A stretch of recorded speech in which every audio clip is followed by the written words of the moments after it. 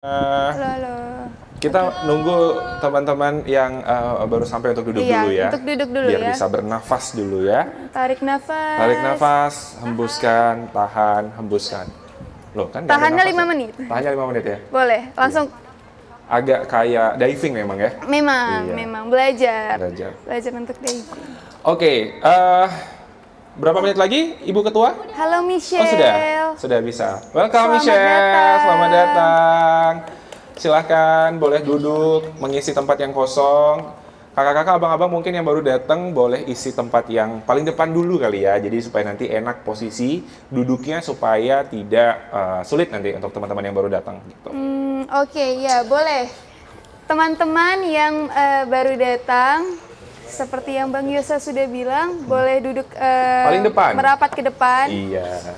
Kita isi dulu slot yang paling kosong di bagian depan kan, supaya enak gitu, penuh gitu ya. Penuh gitu kelihatannya, walaupun penuh juga. Yang barona sa 2,5 hana terus si Plohdro. Hana terus si Plohdro, semangat tanya be. Mengapu-apu. Iya. Why they look like si paling Inggris. Oke, teman-teman, kita mulai ya. Oke. Oke, 1, 2, 3. Assalamualaikum warahmatullahi wabarakatuh. Luar biasa sekali, semangat. Mantap. Ya, keren ya. Okay. Gimana nih teman-teman? Apa kabar hari ini, sehat? Sehat ya? Bahagia nggak hari ini? Atau justru datang ke Berucap mau cari kebahagiaan? Iya, bisa jadi. Semua orang punya reasonnya sendiri untuk datang ke Berucap ya. Betul. Tapi pastikan reason kalian adalah reason yang positif. Benar sekali, karena tema-tema yang dibawakan oleh teman bicara hari ini juga sangat positif dan menarik sekali. Betul sekali. Nah, terima kasih buat teman-teman yang sudah berhadir di Berucap.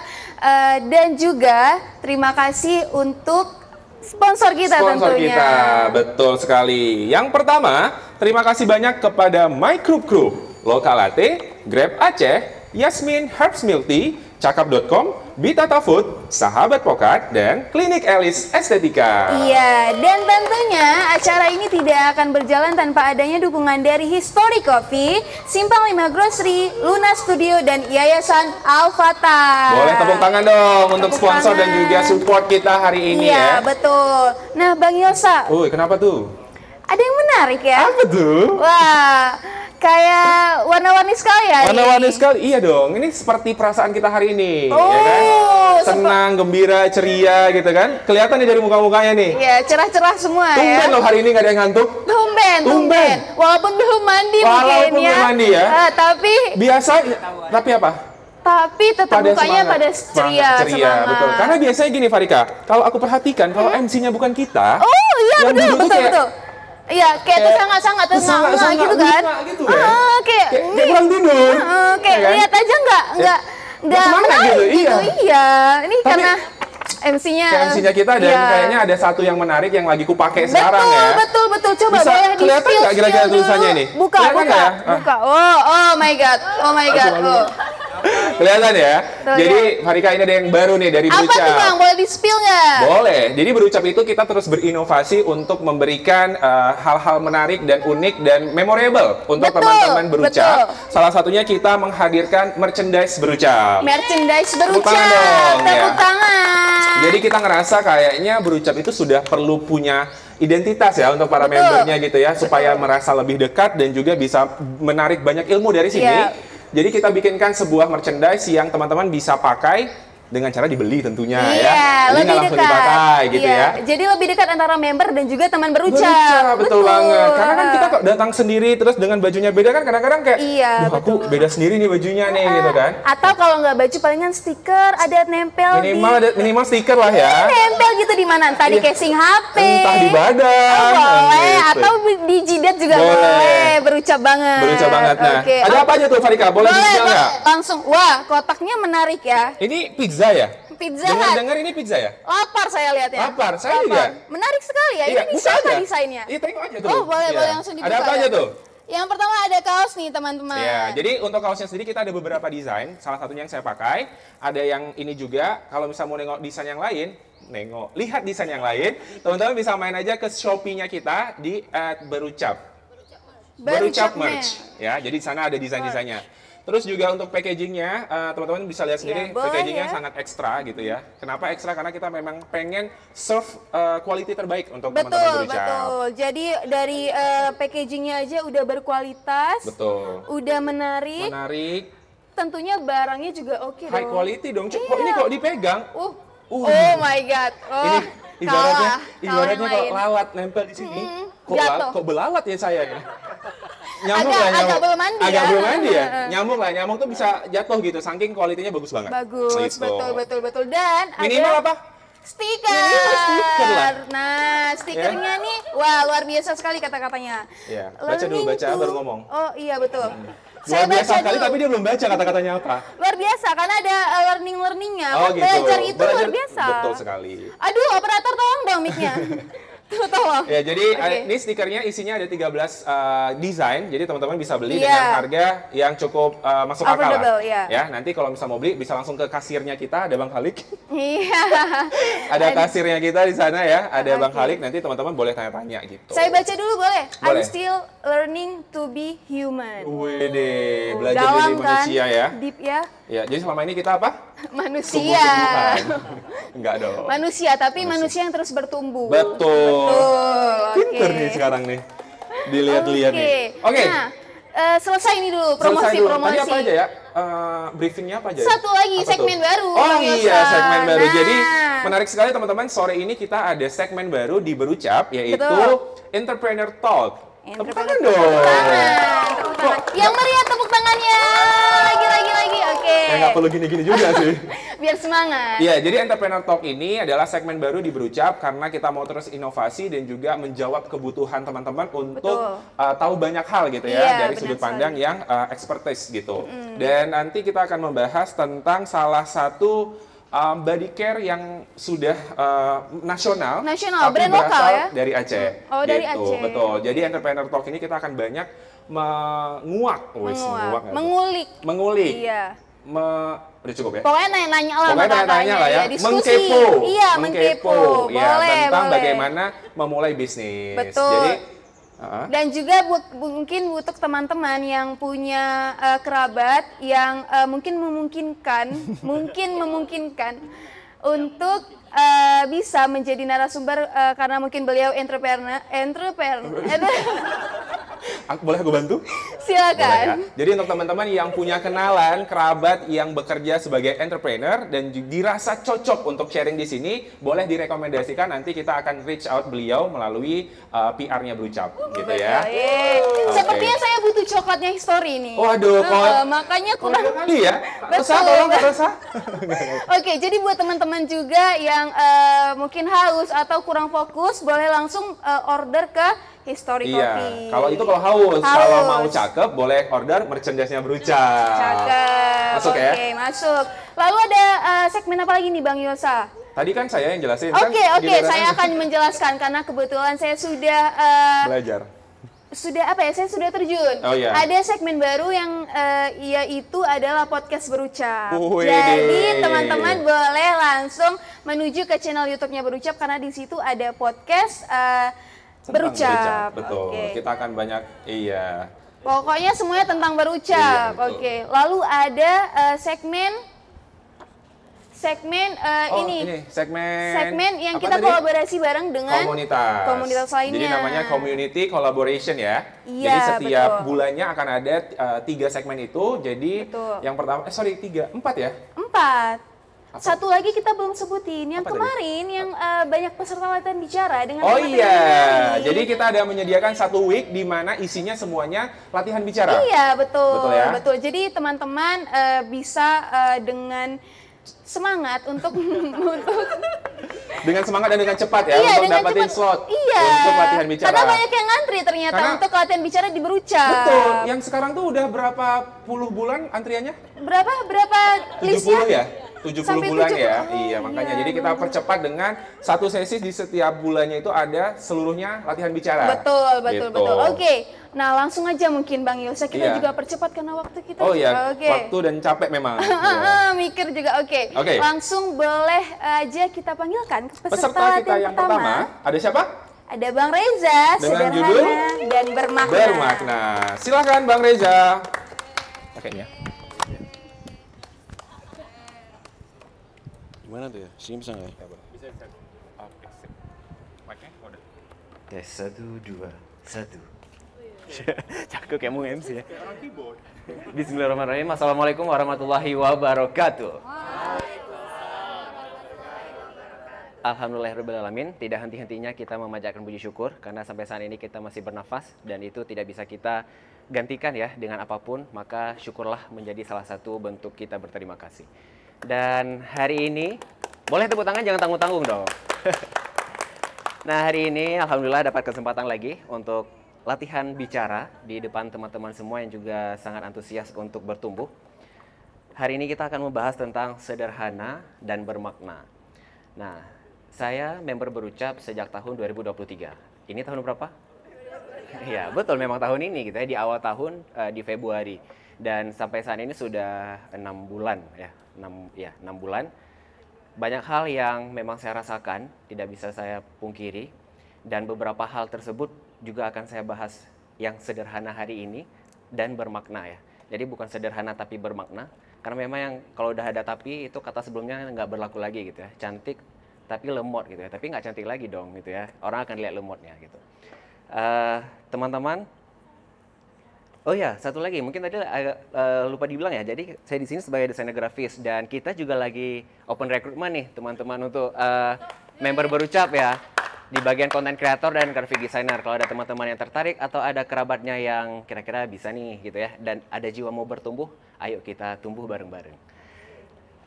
Baik, langsung saja. Sederhana dan bermakna. Boleh saya tanya satu aja ya?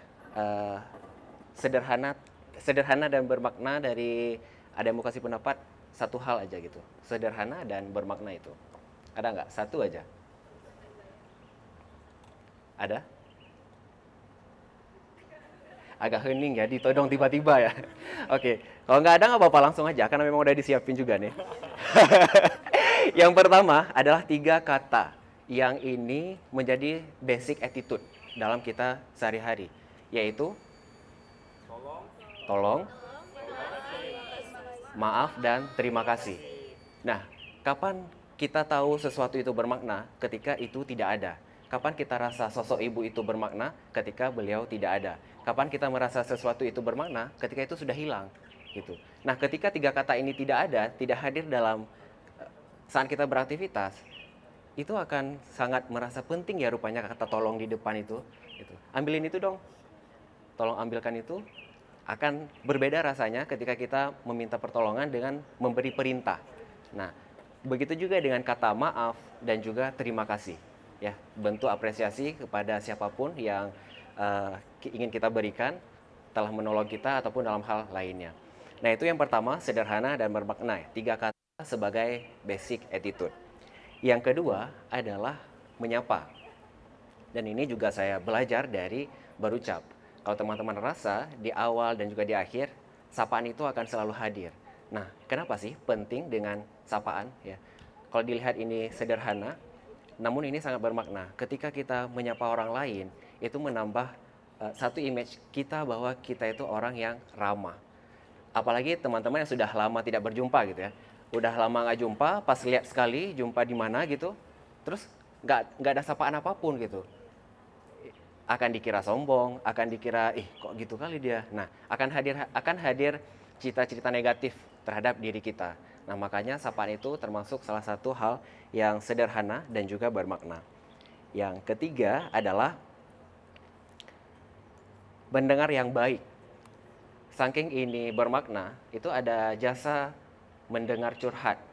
Ya, betul ya. Itu ada jasa mendengar curhat karena itu saking pentingnya gitu. Banyak orang-orang yang setelah lelah beraktivitas, pulang kerja atau tadi kesel sama jumpa calon konsumen dan lain sebagainya, dia mau curhat ke temannya itu kalau dia curhat suka nyolot. Temannya itu juga bilang, baru segitu aku. Nah, kalau udah kayak gitu, kitanya malah nyambar gitu ya. Jadinya nggak melepaskan penat tapi malah menambah gitu. Nah, sehingga pendengar yang baik ini menjadi salah satu hal yang sederhana, sebenarnya juga sulit dilakukan ya. Ada orang yang mendengar aja itu agak dia terbebani juga gitu, menambah beban dia mendengar curhat orang lain ya. Seperti psikiater atau psikolog gitu, dia kan selalu mendengar curhatan-curhatan pasien-pasiennya gitu. Nah, tentu dia perlu treatment juga untuk dirinya agar bisa mendengar dengan baik juga, sehingga ini menjadi salah satu yang sederhana dan juga bermakna. Nah, menjadi pendengar yang baik, ada beberapa hal yang bisa kita lakukan, yaitu ketika kita mendengar, jangan mencela, kemudian kalau bisa kita menenangkan, ya. Kemudian beri kontak mata bahwa sehingga itu menandakan kita menyimak apa yang dia sampaikan, kita mengerti apa yang dia rasakan, seperti itu. Sehingga itu adalah hal yang sangat bermakna. Dan yang terakhir, menurut saya ini paling bermakna, yaitu senyuman. Ketika kita memberikan senyuman, orang yang dia dengan penuh permasalahan, dia tidak ada alasan untuk marah kepada orang yang memberikan senyuman. Malah dia akan lebih terbantu. Dan dengan senyuman itu akan menimbulkan hormon endorfin. Yang menurut penelitian, hormon endorfin ini malah bisa menenangkan dan menghilangkan rasa sakit. Sehingga segitu pentingnya hormon itu ada dalam tubuh kita. Dan kita bisa memunculkan dia dengan memberikan senyuman. Itu aja 4 hal yang sederhana dan juga bermakna yang bisa kita terapkan dalam kehidupan sehari-hari. Semoga ini bermanfaat dan bisa kita terapkan hingga nanti. Sekian, terima kasih. Wassalamualaikum warahmatullahi wabarakatuh. Waalaikumsalam warahmatullahi wabarakatuh. Masya Allah sekali ya. Tabarakallah. Reminder untuk kita, jangan lupa bilang Maaf, tolong, terima kasih. Dan juga jangan lupa tersenyum. Luar biasa sekali. Seperti Bang Reza yang terlalu tersenyum setiap hari ya, yang selalu tersenyum setiap hari. Dan Bang Yosa juga. Dan semuanya. Karena nggak pernah. Oke, senyumnya khusus MC. Iya. Oke, teman-teman, tadi dari apa yang disampaikan oleh Bang Reza, apakah ada yang ingin bertanya? Basic manner ya. Betul. Apakah ada yang ingin bertanya, teman-teman? Atau mungkin ada yang mau ditambah yang sederhana dan bermakna gitu ya? Oke, Kak Faiza. Boleh. Baik, Assalamualaikum warahmatullahi wabarakatuh. Waalaikumsalam warahmatullahi wabarakatuh. Terima kasih Bang Reza atas pemaparannya. Saya Faiza, salah satu member Berucap. Nah, ini materinya keren banget ya Bang, tentang basic manner. Yang mana yang selama ini kita tahu dan kita lihat, banyak sekali orang yang tidak tahu basic manner itu gitu. Nah, pertanyaan saya adalah gimana cara kita mengedukasi orang secara tepat, secara cepat, dan secara masif tentang basic manner itu. Karena itu menjadi concern yang sangat-sangat dibutuhkan ya saat ini. Karena kita lihat banyak orang yang kayak nggak sopan, buang sampah sembarangan, terus merokok sambil mengemudi, terus juga sambil main handphone, itu kan enggak banget ya kayak gitu. Sedangkan basic manner itu emang basic aja kayak gitu. Yang bare minimum aja kita nggak tercapai, kayak mana kita mau menjadi orang lebih berkualitas ya tadi itu. Mungkin itu aja dari saya. Assalamualaikum warahmatullahi wabarakatuh. Waalaikumsalam warahmatullahi wabarakatuh. Terima kasih Faiza, luar biasa sekali pertanyaannya. Saya langsung berpikir tadi ya, sejak keluar pertanyaan itu harus jawab gimana. Karena ini adalah hal yang basic, maka menurut saya yang bisa dilakukan adalah pendidikan basic. Dari mana pendidikan basic ini? Dari keluarga, ya, orang tua. Itu adalah basic pendidikan yang kita dapat pertama kali gitu ya. Nah, dari keluarga, dari orang tua yang mendidik anaknya tentang basic-basic tersebut, bisa dibiasakan dalam kehidupan sehari-hari ketika dia meminta tolong kakaknya, misalnya meminta tolong ke mamanya, mengucapkan terima kasih. Nah, menurut saya juga yang lain tuh, kayak buang sampah sembarangan, terus juga ya merokok di jalan dan lain sebagainya ya. Bakar sampah di pagi hari gitu kan. Nah, itu bisa diterapkan sejak dari keluarga gitu. Anak-anak mencontoh orang tuanya. Orang tuanya gimana? Oh, orang tuanya buang sampah kulit jeruk sembarangan, buka kaca mobil dengan mudahnya gitu ya, biji salad dan lain sebagainya. Karena itu mereka merasa itu kecil gitu ya. Dan itu sebenarnya sangat mengajari siapapun yang melihat itu, apalagi anaknya gitu ya. Di sekolah dia diajarkan untuk buang sampah pada tempatnya. Akan sedikit kontra ketika dia lihat orang tuanya buang sampah dan sembarangan gitu. Maka menurut saya yang basic ini cocoknya diajarkan oleh pendidikan basic juga yang berasal dari keluarga, yaitu orang tua. Gitu aja Faiza. Luar biasa sekali. Terima kasih banyak Bang Reza sudah menjawab pertanyaan dengan singkat, padat, dan lugas. Dan daging ya. Dan daging. Oke, luar biasa Pak Reza. Oke, luar biasa sekali ya Farika ya. Tadi itu baru sesi pertama aja udah sebanyak itu insight-nya ya kan. Ini kita masih punya 6 latihan bicara lagi. 5 Pak, 5. Ya, Iya. Ya, 5 Tadi lagi. Bang Reza yang pertama ada 5 orang lagi dengan tema-tema yang tentunya Menarik banget gitu ya. Tadi mungkin Bang Reza sudah ngasih tahu kita nih tentang basic manner gitu ya. Basic manner. Nah, berikutnya akan ada salah satu teman bicara yang menceritakan pengalamannya tentang mengajar orang yang lebih tua. Wah. Ini kan kayaknya butuh basic manner yang paling Betul, basic nih. betul, Karena kan iya. orang tua punya pengalaman dan pandangan yang lebih luas gitu ya. Betul. Gimana cara kita menghandle-nya? Langsung saja kita panggil Febrina Putri. Febrina Putri. Psikologi masa depan. Silakan Miss Febri. Boleh pegang aja. Oke. Assalamualaikum warahmatullahi wabarakatuh. Waalaikumsalam warahmatullahi wabarakatuh. Selamat sore semuanya, masih semangat? Sore. Masih semangat? Masih. Oh, jelas karena jumpa saya. Gak ada yang canda. Nah, sebelumnya perkenalkan nama saya Febrina Putri Haurat. Saya salah satu member di Berucap. Dan untuk teman-teman yang baru pertama kali ke Berucap dan oke, sorry ya. Dan untuk teman-teman yang baru pertama kali ke Berucap, selamat datang, semoga nyaman dan semoga ada ilmu walaupun nggak banyak, sedikit yang bisa diambil dari kegiatan kita. Dan juga untuk teman-teman yang udah sering datang, terima kasih banyak atas dukungannya dan jangan bosan-bosan untuk datang.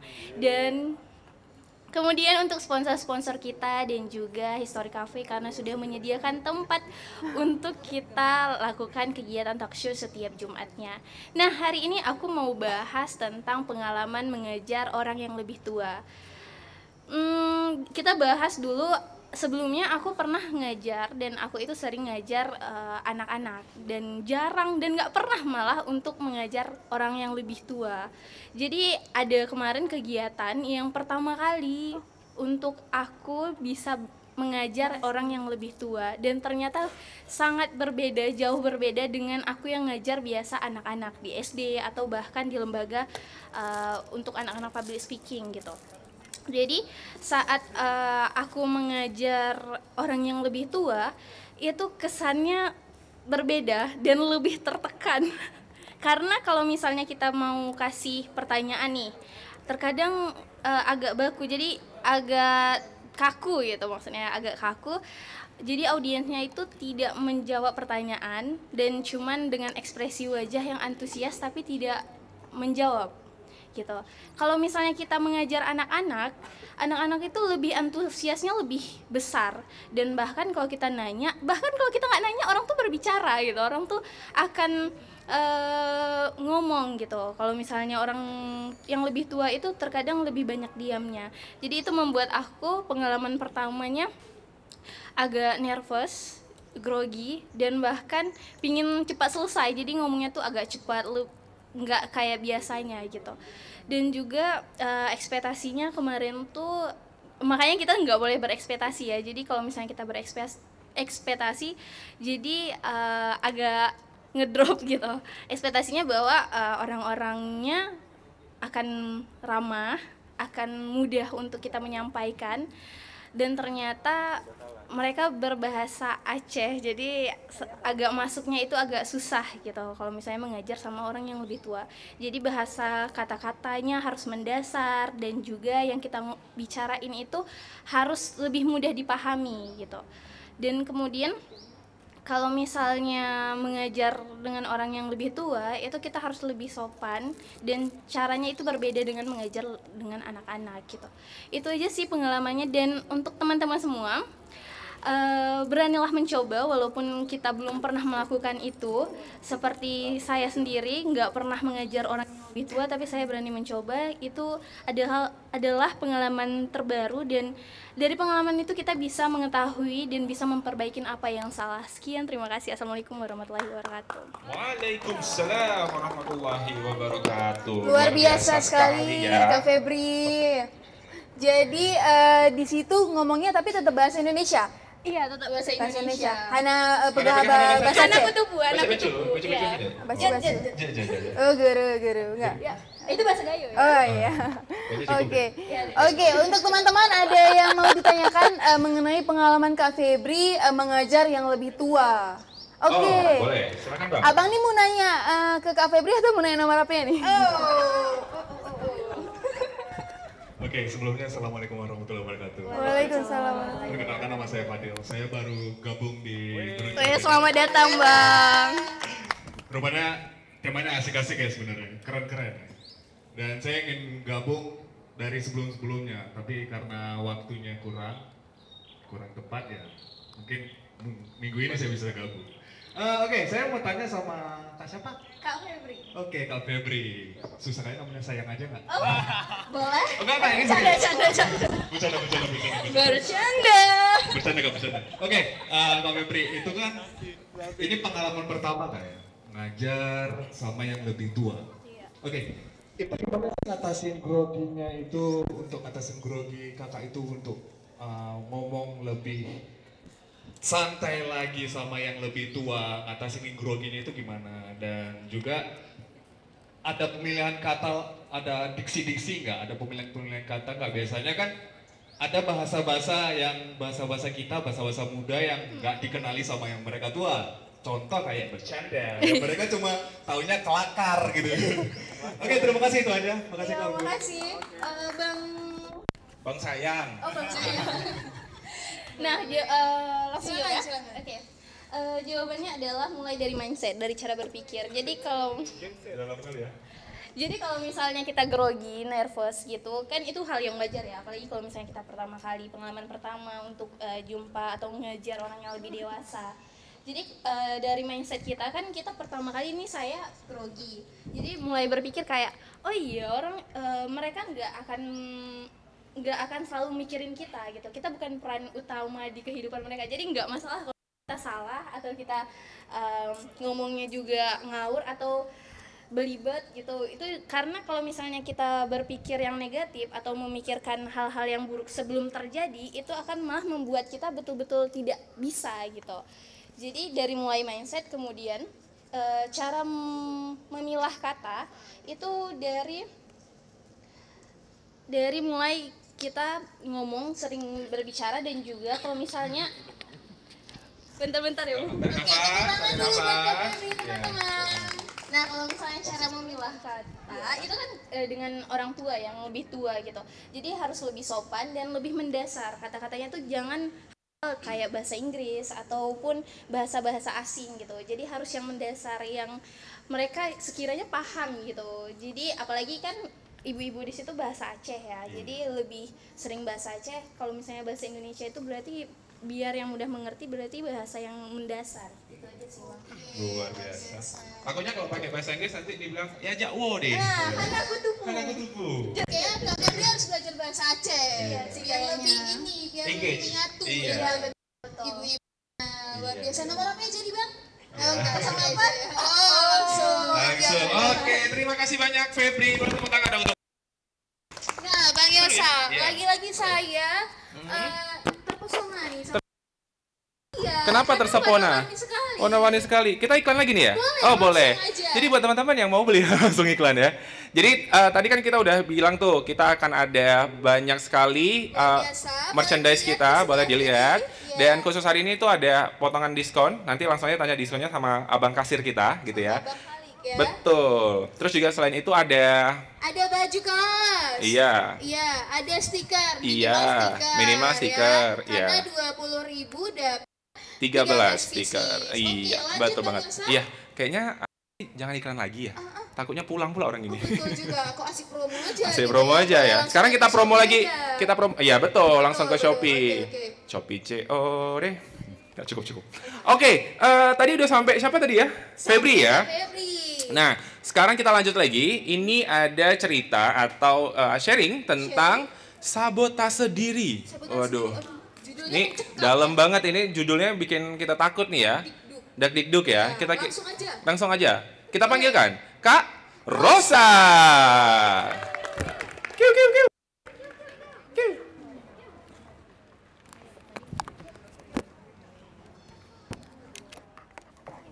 Nanti nggak usah dipakein, biar aja pegang mic sampai pegang ini. Oh iya. Gitu. Iya, Pak Dika. Kak Rosa pegang punya lem tembak 2 ya. Nggak boleh. Kalau mau lebih nyaman.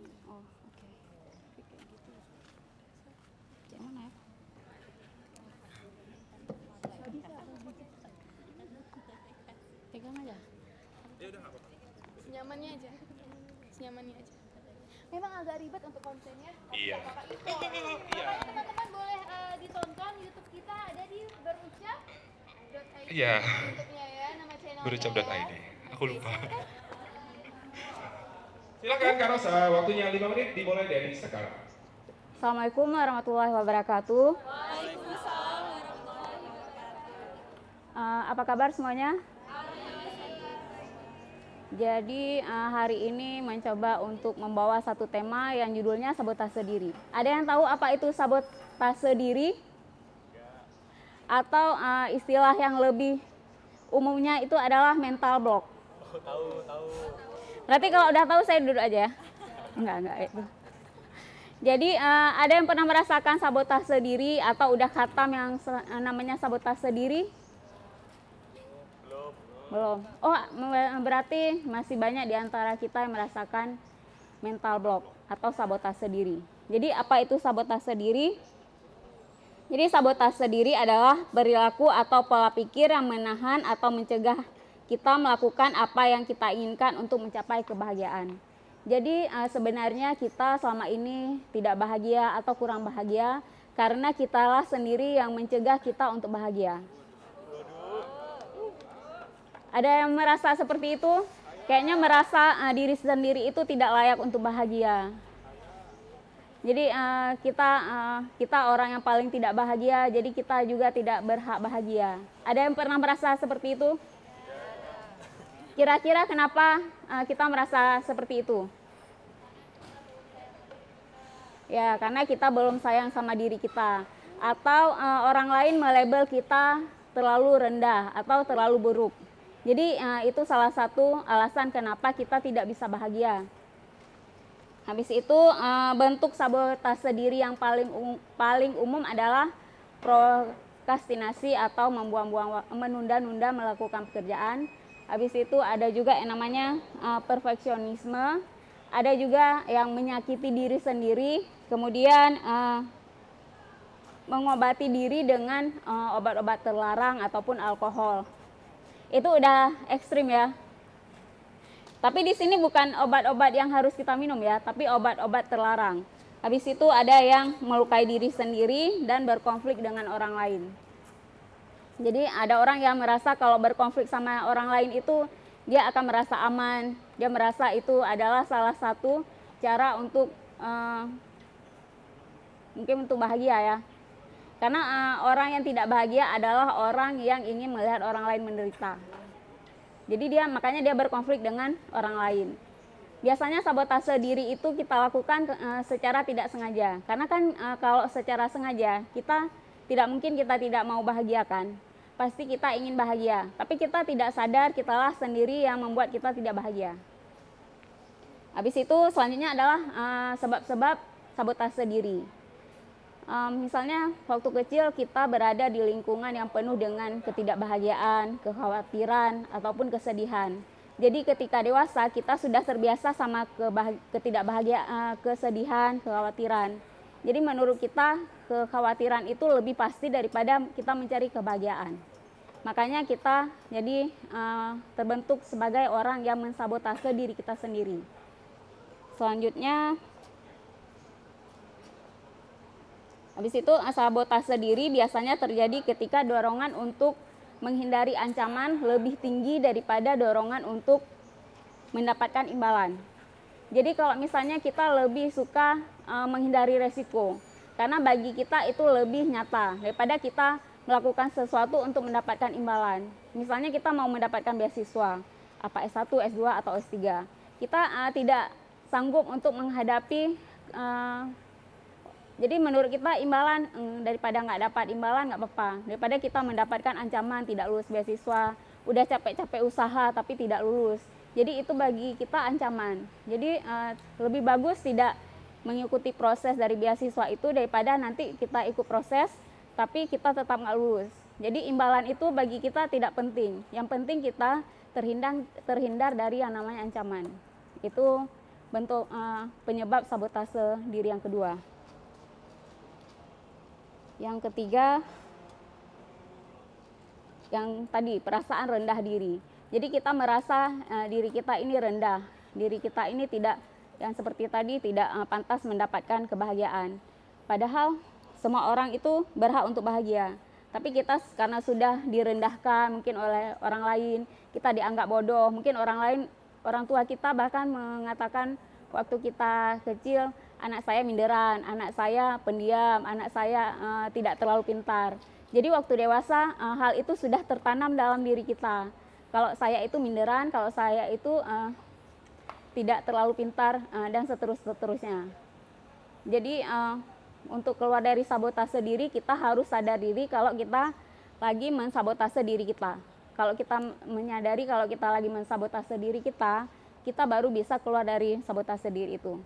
Ya, begitulah lebih kurang, mudah-mudahan ada manfaatnya untuk kita semua.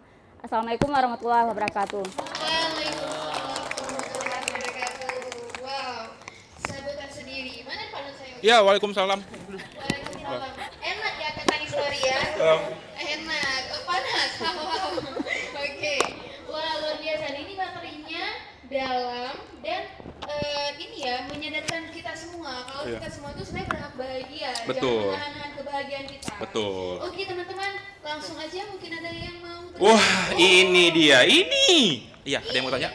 Tadi siapa tadi? Yang duluan siapa? Siapa ya? Farika lah yang milih. Kalau aku yang milih kan nggak mungkin, ya kan? Farika yang milih. Abang ini aja ya. Bang. Waalaikumsalam warahmatullahi wabarakatuh. Jangan susah-susah ya Bang, pertanyaannya. Gimana? Jangan susah-susah.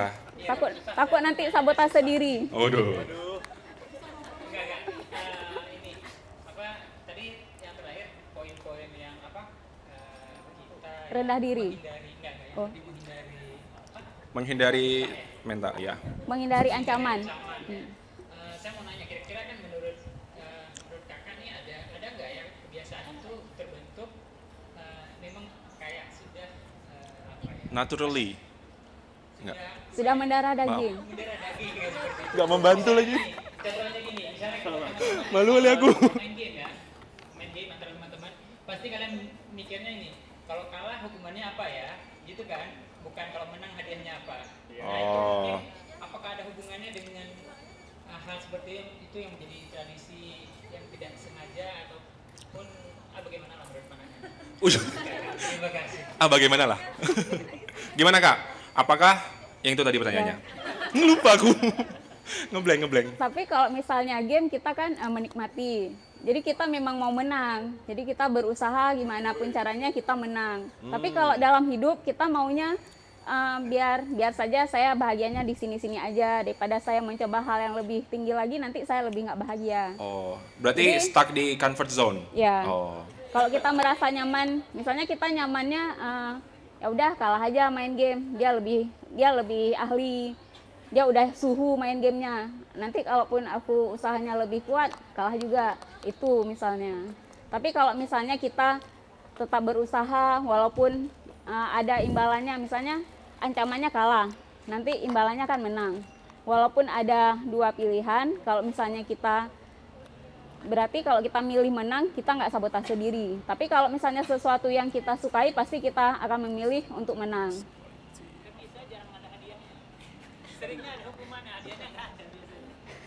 Berarti orangnya duluan mempersiapkan diri untuk hal yang terburuk.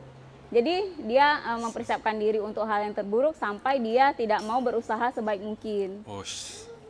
Luar biasa. Jadi kalau kita pikirkan kita mendapatkan hal yang buruk, maka itu akan membuat kita mendapatkan hal buruk tersebut. Oke, keren banget. Keren, tepuk tangan buat Kak Rosa.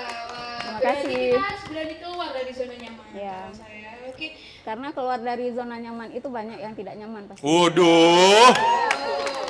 Ini dia. Itu bukan quote ya? Bukan quote kan? Memang pengalaman pribadi kan? Sama. Oke, terima kasih banyak Kak Rosa. Assalamualaikum warahmatullahi wabarakatuh. Waalaikumsalam warahmatullahi wabarakatuh. Mike, kasih Kak. Oke, luar biasa sekali ya. Tadi materinya itu dari cerah, mendung, sendu, cerah lagi materinya ya. Memang agak kayak ini ya, roller coaster kehidupan, Iya, ya kan? betul. Memang itulah hidup. Naik turun. Dunia tuh semua. Astagfirullahaladzim. Terbang sih. Oke. Cukup dong, banyak kali gimmicknya. Oke, tadi kita udah ada 4 orang yang maju ya. Betul. Sekarang kita panggil yang 3 orang. Itu sengaja ngetes kalian. Fokus Ternyata atau masih enggak? fokus ya. Fokus. Mantap ini. Keren ini. Penonton hari ini Tepuk mantap. tangan dulu. Boleh tepuk tangan untuk kita semua. Luar biasa. Oke. Ya. Lanjut nih Bang. Ya, sekarang yang keberapa? 4. Takut salah ngomong lagi ya.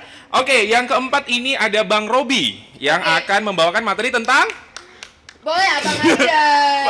Si Faiz. Oke, saya. Form as a way to escape the complexity of of life. Oh my god. Aku yang tahu. Silakan.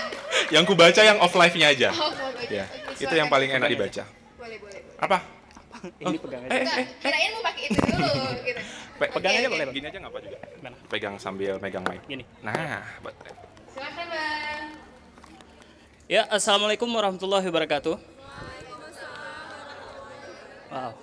Selamat sore semuanya. Poem as the way to escape complexity of life. Terlalu apa ya? Terlalu berat ya. Terlalu berat, sebenarnya nggak terlalu wah itu. Artinya ada yang tahu?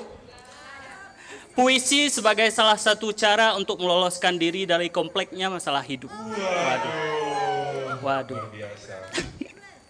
Tapi teman-teman di sini kalau mendengar kata puisi, apa yang pertama kali terlintas di kepala teman-teman berucap ini? Apa? Romance. Percintaan, kerinduan, senja, dan hal-hal klise lainnya. Tapi bagaimana jika saya mengatakan kalau puisi itu pernah menyelamatkan saya dari kematian begitu? Jangan terlalu diagung-agungkan. Sebenarnya saya bocah kosong sebenarnya. Dan puisi itu bisa menjadi media healing bagi kawan-kawan di sini yang mungkin jenuh dengan kehidupannya, jenuh dengan pekerjaannya begitu. Nah, saya mau ceritakan dulu bagaimana puisi menyelamatkan hidup saya. Kejadiannya pertama kali di bulan Agustus tahun 2021. Ketika itu saya nenek dari ibu saya yang beliau itu paling dekat dengan saya meninggal dunia. Dan saya itu merasa tiba-tiba ada kekosongan yang timbul dalam diri saya begitu. Kawan-kawan di sini pasti pernah kehilangan seseorang ya. Saya yakin pernah kehilangan seseorang baik itu mantan atau siapapun. Dan setiap kita kehilangan seseorang, kita mulai merasa ada bulatan kosong di dalam diri kita ya teman-teman ya. Nah, dari hal itulah kemudian saya merasakan kekosongan, kesedihan begitu. Sebulan setelah nenek saya meninggal, yang paling dekat dengan saya itu bapak saya ikut serta. Beliau divonis terkena yang namanya di keterangan dokternya, keterangan kematiannya ada yang namanya cerebral hemorrhage. Ada yang tahu? Pendarahan otak, betul Kak. Betul, pendarahan otak. Beliau divonis pendarahan otak karena gejalanya darah tinggi dan sebagainya. Dan mulai saat itu saya merasakan kekosongan yang dari awalnya dari nenek itu mungkin kalau diibaratkan benda masih seperti seukuran bola voli. Setelah kehilangan bapak saya, kemudian saya merasakan satu tubuh begitu, kekosongannya rasa kesedihan yang begitu parah begitu. Dan dari situlah kami merasa sedih, abang saya dan saya, kami 3 bersaudara, yang paling 2 bapak. kami 3 bersaudara, ada kakak saya dan abang saya. Kami bertiganya itu ketika kehilangan bapak itu mulai merasakan kekosongan yang sama. Kami diam-diam menangis di rumah selama 2 minggu. Kami merasa sedih yang sangat berat begitu.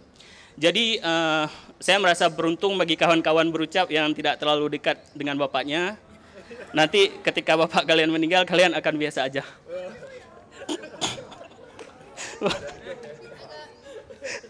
Agak gelap ya. Dan setelah kehilangan bapak itu berbagai macam perasaan yang belum pernah saya rasakan itu mulai bermunculan begitu. Rasa sedih, kehilangan. Apa itu? Mau diputar itu lebih menarik juga, Bang, nggak apa-apa. Dan saya merasakan kehilangan yang sangat besar begitu. Saya merasa kehilangan orang yang patut saya banggakan. Ketika itu saya masih menyelesaikan skripsi strata 1 di UIN. Saya mulai merasa, apa ini puisi? Ini dunia semua. Saya udah kehilangan orang yang seharusnya saya banggakan. Tapi pada saat itu saya masih memiliki seorang ibu begitu yang sangat berjasa bagi hidup saya. Saya mulai lupa dengan keberadaan beliau gara-gara kesedihan yang begitu besar begitu. Dan ketika itu beruntung kawan saya dari Aussie, Australia, dia masih menyelesaikan kuliahnya di jurusan psikologi. Dia mengucapkan bela sungkawa. Saya nggak tahu juga dia dapat info berita dukanya dari mana. Tapi dia intinya saya curhat dengan dia dan dia menyarankan saya untuk melakukan beberapa hal begitu, termasuk menulis puisi. Menulis puisi tentang gejala yang saya alami begitu, perasaan-perasaan yang tidak bisa saya lampiaskan kemanapun begitu. Dan mungkin kawan-kawan bertanya juga, kenapa harus spesifik puisi begitu? Kenapa nggak cerpen atau artikel atau jurnal diary biasa begitu? Nah, mungkin sedikit kalau cerpen itu kita harus diwajibkan harus ada alur, perkenalan tokoh dan sebagainya begitu kan. Terlalu ribet begitu. Sedangkan artikel kita harus ilmiah, harus ada kata-kata yang tidak boleh dipakai, ini itu segala macam. Sedangkan puisi itu bebas. Teman-teman di sini pernah lihat puisi yang bentukannya cuma berapa kata, cuma 1 huruf atau cuma titik? Pernah? Pernah lihat puisi yang juga ada isinya gambar? Sebebas itu puisi, teman-teman. Makanya mulai disarankan untuk menulis puisi, rutin menulis puisi. Dari situlah saya mulai rutin menulis, menyunting dan menulis. Kemudian hingga rampunglah 2 buku yang pertama judulnya Percakapan dan satu lagi adalah Karena Rindu Melesat Cepat Bagai Peluru. Dan dari situlah saya merasa kalau puisi itu bisa membantu kita untuk healing, dan dengan puisi saya mulai memandang kematian dengan cara yang berbeda. Baik, terima kasih atas waktunya. Luar biasa sekali Bang Robi ya. Seketika saya merasa masuk ke komunitas stand up comedy. Waduh. Tapi ngelawaknya sedih, ya kan? Saya juga ikut. Waduh. Iya, jadi saya bingung gitu di posisi itu saya harus ketawa atau tidak, ya kan? Oke, tapi saya jadi teringat Hairil Anwar nih. Wes, dia betul. juga menulis puisi karena ada tragedi juga, kehilangan neneknya, lalu dia mengungkapkan melalui sajak. Jangan-jangan? Bukan. Bukan. Jangan-jangan saya neneknya. Lebih jauh lagi, oke. Bukan. Teman-teman ada yang ingin bertanya? Boleh. Ya. Boleh. Abang itu agak maksa nanya. Minta nomor telepon juga, Bang. Mau minta nomor telepon juga enggak? Enggak. Panggilnya sayang, Bang. Harus sayang. Oh, sayang. Lebih kayak ke ini ya. Apa? Bro. Bro, men. Yep. Aku mau nanya nih. Siapa namanya, Bang? Dulu. Tadi lupa. Steven. Oke, Bang Steven, silakan. Yang cewek tadi Fadil. Oh ya. Beragak keren dikit ya. Baik. Kebalik ya, Bang. Robi. Udah kenalan aja kalian. Robi, Bang, salam kenal, Bang. Salam kenal, Bang. Bro Robi, aku mau nanya. Sebelumnya aku turut berbelasungkawa ya. Waduh. Soalnya Anda udah telah meninggal apa? Bukan dia yang meninggal, Bang.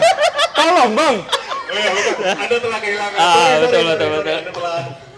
Anda telah kehilangan seseorang yang Anda sayangi.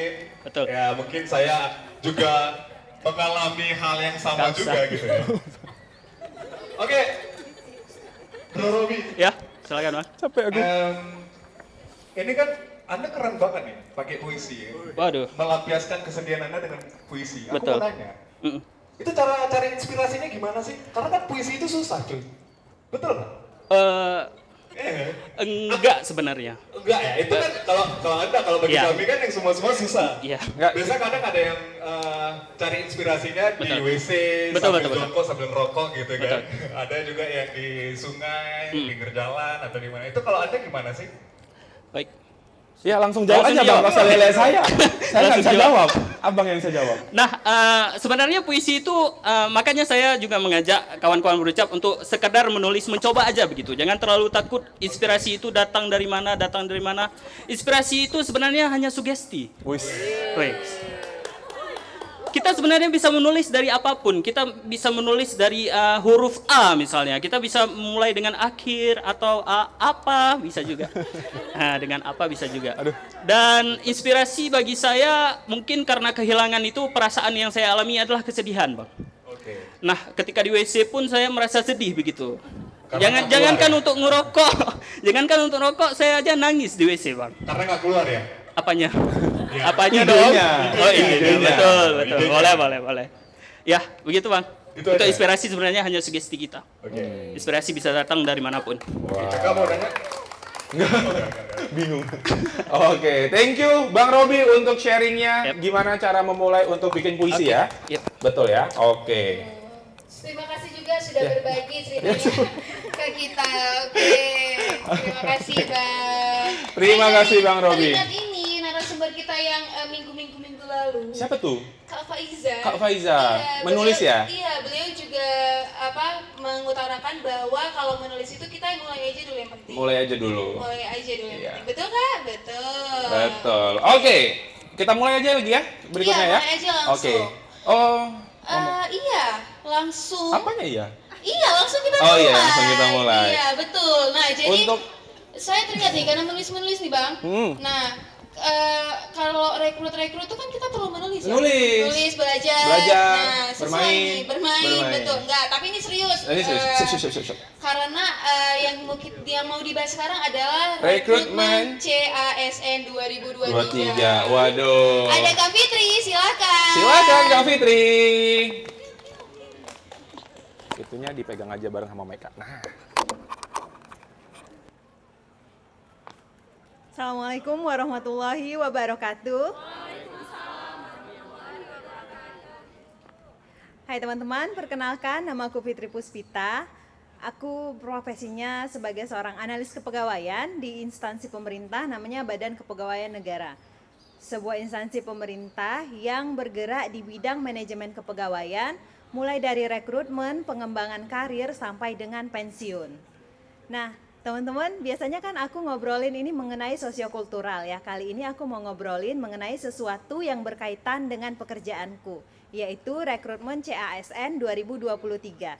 Kalau teman-teman sebelumnya udah pernah lihat kan ya, tahun ini bakal ada dibuka rekrutmen ASN 2023 ini. Nah, biasanya kalau ngobrolin rekrutmen, orang-orang bakal ngobrolin mengenai tips-tipsnya atau metode belajar atau gambaran soal atau hal-hal lain yang akan membantu gimana caranya supaya lulus rekrutmen. Tapi kali ini aku mau bahas dari sudut pandang lain, yaitu sudut pandang mengenai menyusun ekspektasi tentang pekerjaan ini. Sebelumnya, aku mau ngucapin terima kasih dulu nih kepada Berucap atas kesempatan latihan bicaranya. Terima kasih kepada seluruh sponsor, terima kasih kepada teman-teman yang udah hadir hari ini. Balik lagi ngomongin ekspektasi. Kenapa aku ngobrolin ini? Karena ada fenomena menarik yang terjadi 2 kali nih, tahun 2021, tahun 2022, bahwasanya banyak nih peserta yang udah lulus seleksi tapi mengundurkan diri. Nah, ada 105 peserta. Ini kan fenomena yang kok ngundurin diri sih, padahal kan susah nih tes CPNS kan. Kemudian tahun 2022 ada 1921 peserta yang mengundurkan diri. Ini lebih banyak lagi gelombangnya kan. Ini apalagi orang-orang mikirnya ini ASN ini kan profesi yang stabil ya gitu kan katanya. Jadi mohon teman-teman jangan telan mentah-mentah judul clickbait dari portal berita. Kenapa 2 tahun tersebut tuh banyak yang mundur? Ternyata berdasarkan data Badan Kepegawaian Negara, karena adanya ketidaksesuaian ekspektasi terhadap realita nih. Ada ketidaksesuaian ekspektasi terhadap realita, ekspektasi terhadap kompensasi take home pay yang akan diterima, ekspektasi terhadap job description maupun ekspektasi terhadap lokasi kerja dan ekspektasi lainnya. Ekspektasi ini tricky ya. Kalau kita set tinggi, dia kadang-kadang kita ngerasa terbebani nih. Kita set rendah, kadang-kadang usaha kita nih jadi nggak maksimal ya, jadi lemah gitu. Apalagi kalau nggak ketemu ekspektasi, nggak ketemu dengan realita, pasti kecewa kan. Nah, inilah yang dirasakan oleh teman-teman yang mengikuti seleksi di tahun 2021-2022. Oleh karena itu kali ini aku mau berbagi insight yang mungkin akan membantu calon peserta rekrutmen untuk menyusun ekspektasinya tentang pekerjaan ASN ini, tentang bekerja di birokrasi. Penting memang gimana kita bisa lolos seleksi, tapi lebih penting lagi menurut aku sebagai salah satu rekruter ya yang bekerja di bidang ini, lebih penting lagi ketika udah lulus, kita itu bekerja dengan nyaman dan enggak resign. Lebih penting lagi bekerja dengan nyaman dan enggak resign, karena apa? Nanti ngerugiin diri sendiri ini dan ngerugiin negara, karena kan biaya rekrutmen itu juga pakai uang-uang kita juga kan, uang-uang pajak kita. Nah, insight yang pertama mengenai kompensasi. Kalau di ASN sendiri, tolong jangan terjebak clickbait portal berita katanya tumpah ruah, cair, PNS cair. Karena portal berita biasanya simulasinya pakai gaji dari teman-teman yang bekerja di Kementerian Keuangan.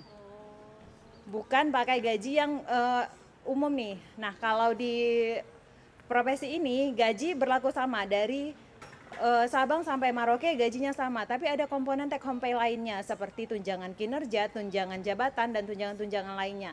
Nah, peserta rekrutmen bisa cari tahu dulu nih instansi yang dituju, komponen-komponen take home pay-nya apa aja, apakah ada ditawarkan komponen tunjangan kinerja, tunjangan daerah, atau ternyata hanya gaji aja atau tunjangan yang sedikit lainnya kan. Nah, bisa cari tahu dulu dan apakah nominalnya memenuhi ekspektasi peserta rekrutmen. Perlu diketahui ASN ini profesi, jadi pastikan teman-teman yang mendaftar ini akan dibayar oleh negara sesuai dengan profesionalitas yang teman-teman tawarkan kepada negara. Jadi jangan mau kalau ngerasa ini terlalu rendah, nanti teman-teman takutnya bekerjanya nggak maksimal, side job kan gitu, karena kan kebutuhan kita siapa yang tahu gitu. Yang kedua mengenai lokasi penempatan kerja. Lokasi penempatan kerja mohon untuk lebih teliti lagi karena ada beberapa instansi yang tidak menuliskan nih bakalan ditempatkan di mana. Nah, kalau ada instansi yang seperti itu, siap-siap nih bakalan ketemu dengan kalimat siap ditempatkan di seluruh wilayah kerja NKRI. Untuk itu pastikan lagi ini kira-kira nanti kita bakal ditempatkan di mana ya. Ada juga instansi yang udah jelas nih kayak saya nih. Saya kan emang kerjanya memang melamar untuk di Aceh, bakalan ditempatkan di Aceh walaupun ternyata saya ke kantor pusat dulu selama 2 tahun kan. Tapi misalnya ada juga kejaksaan nih, nggak tahu di mana ditempatkan. Nah, itu banyak yang mengundurkan diri jadinya, kan sayang ya. Kemudian ada juga instansi-instansi yang memang sering mengadakan rotasi. Jadi walaupun kita nih awalnya saya ngelamar di Aceh nih, ternyata instansinya suka rotasi. Nah, jadi bisa bakalan pindah 2-3 tahun kemudian. Nah, itu beberapa hal yang bisa dipertimbangkan oleh teman-teman untuk menyusun ekspektasinya ketika melamar di rekrutmen tahun ini. Itu aja teman-teman. Saya kembalikan ke host. Waduh, keren banget nih Kak Fitri ini. Keren banget ya, jadi teman-teman yang datang hari ini udah dapat kisi-kisi nih ya Kak, untuk mendaftar di ASN tahun depan ya. Tahun ini ya? Tahun ini. Bulan berapa Kak dibukanya? Bulan 9. Bulan 9 ya? Bulan 9. Okay. Sedang dibuka berarti? Sedang dibuka, jadi masih ada waktu untuk riset-riset dulu nih, apakah cocok di instansi itu apa enggak gitu. Saya mulai berpikir, apakah saya harus pindah? Jangan. Jangan. Karena langsung dibuka tadi sama Kak Fitri gimana ya? Iya, jadi dapat kisi-kisinya nih. Dapat kisi-kisi ya, betul. Nah, untuk teman-teman mungkin ada yang mau mendaftar CASN, mau bertanya, langsung deh orangnya. Ada yang mau bertanya teman-teman? Mungkin ada yang lagi prepare untuk daftar atau ada pertanyaan lain, boleh? Kak Faiza nggak apa-apa kalau nanya. Boleh, silakan Bang Robi. Baik, assalamualaikum warahmatullahi wabarakatuh. Waalaikumsalam warahmatullahi wabarakatuh. Pemaparan dari Kak Fitri.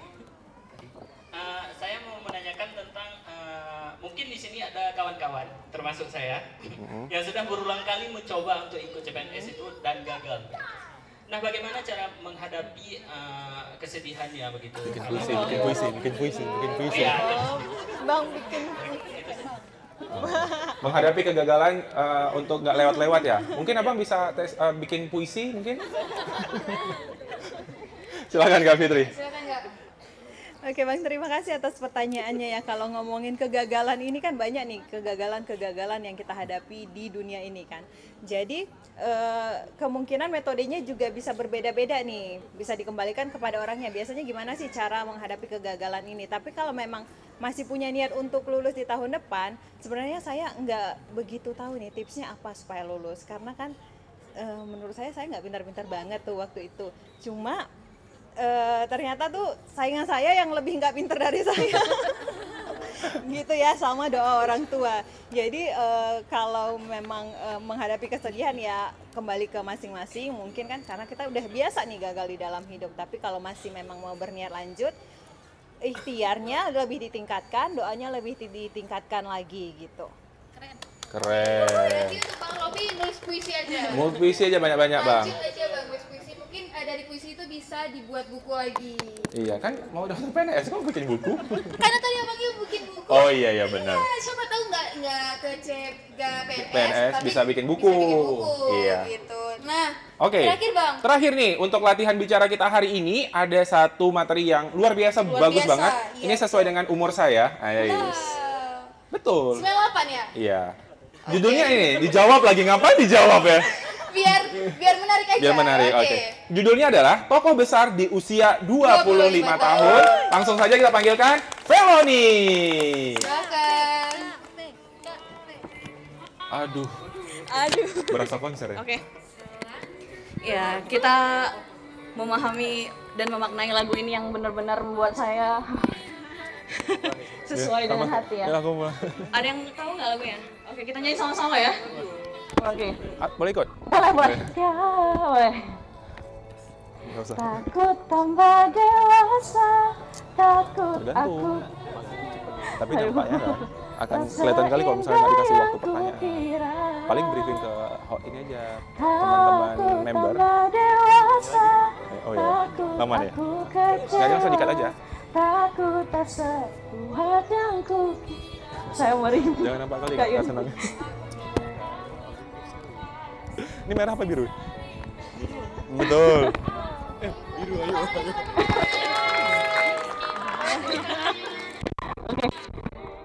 Oke.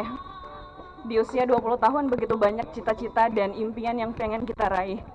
Di usia 20 tahun begitu banyak hal yang memburu kita untuk bisa menuju impian kita. Di usia 20 tahun begitu banyak jiwa membara untuk aku bakalan bisa sampai di titik itu. Tapi pada akhirnya 25 tahun memberikan pembelajaran, dan pembelajaran itu aku terima di Banda Aceh. Tepuk tangan untuk Banda Aceh. Akhirnya bisa open mic juga di sini dengan pemantauan yang sangat luar biasa. Di Langsa aku juga punya komunitas juga yang mungkin sama-sama juga dengan berucap.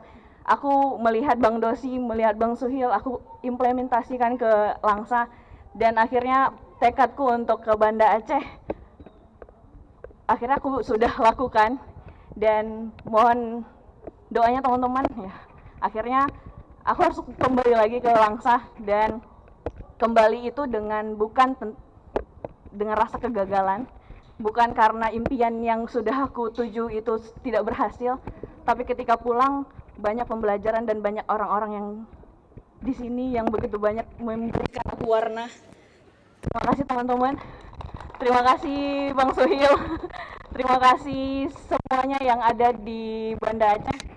Dan menjelang 20 tahun banyak yang aku inginkan. Aku pengen S2 tapi tidak udah tes dan sebagainya macam, enggak juga. Kemudian aku tes beasiswa ke Australia, pengen ada scholarship ya gitu ya.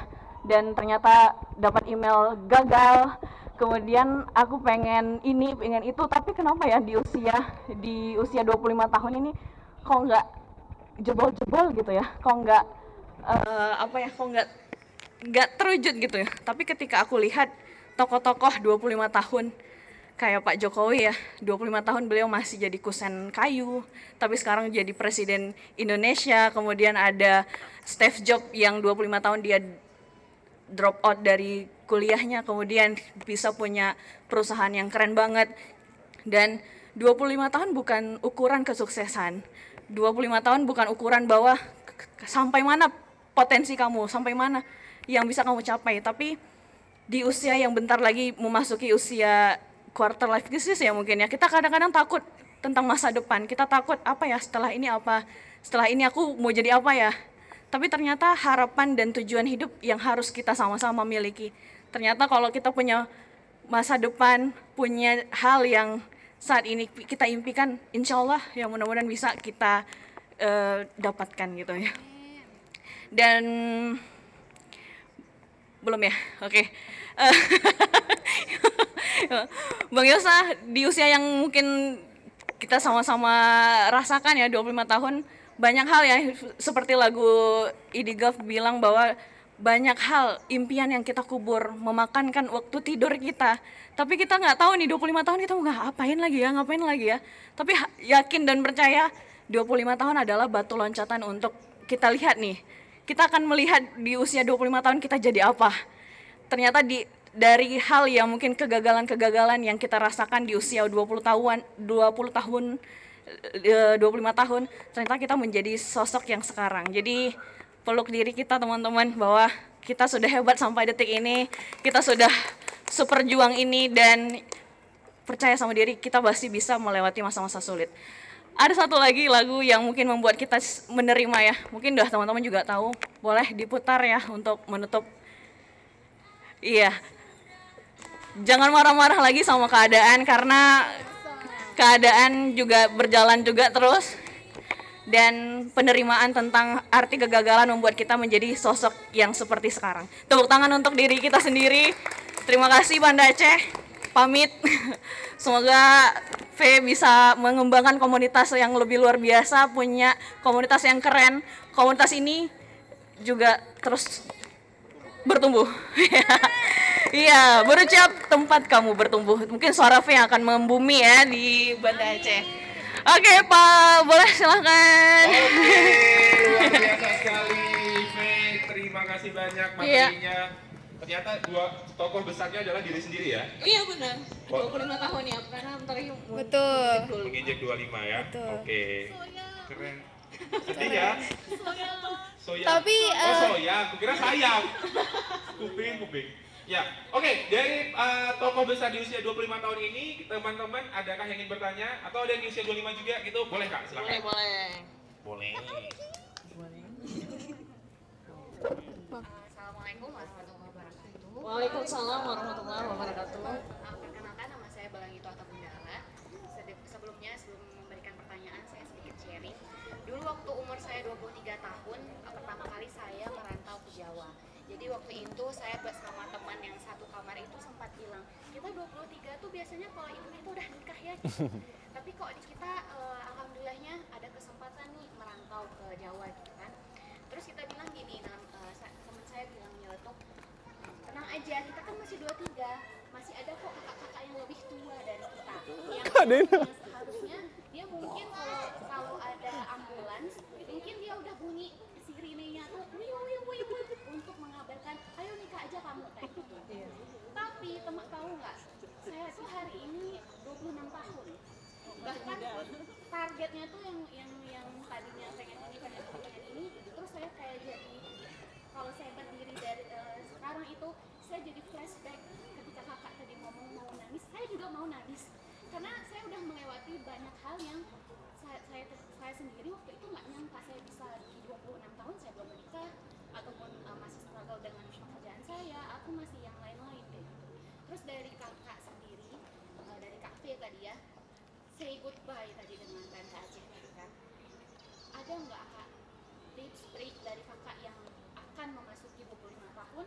Salah satunya kan tadi ikut yang berucap terkait dia tadi yang kayak membuat kita tetap konsisten agar kita tetap waras walaupun di umur kita yang sekarang waras. Tidak waras lagi lah mungkin ya.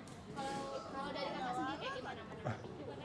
Oke, terima kasih. Tepuk tangan dong, Pertanyaannya luar biasa. Apa ya, mungkin di usia 25 tahun ini salah satunya adalah kesiapan diri dan menerima sih Kak, karena banyak kadang-kadang ekspektasi kita tuh terlalu tinggi.